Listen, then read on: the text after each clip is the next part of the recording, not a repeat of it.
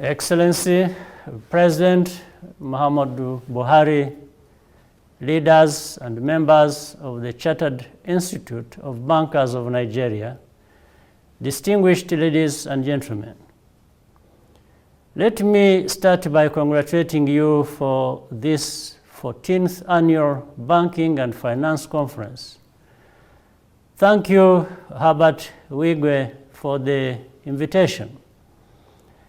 Although I'm unable to join you physically, I'm honored to offer a few thoughts on the critical importance of this sector for our continent.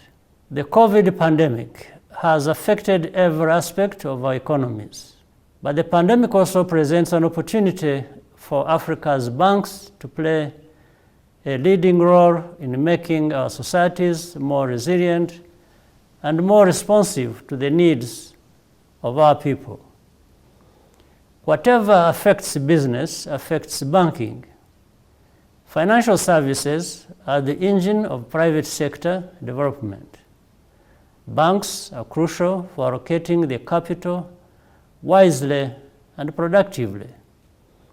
Indeed, Africa has the resources to fund its own economic growth and reduce dependency on external resources. To stay competitive, there is the need to keep integrating new technology into banking to increase financial inclusion and access. Banking can't just be a service for elites. The African Continental Free Trade Area is creating new opportunities for Pan-African trade and investment. Banks with continental reach, like several of the institutions represented here, can lead the way in cementing economic integration. Finally, the banking sector, more than any other, understands the importance of integrity and good customer service. Banking is ultimately about trust.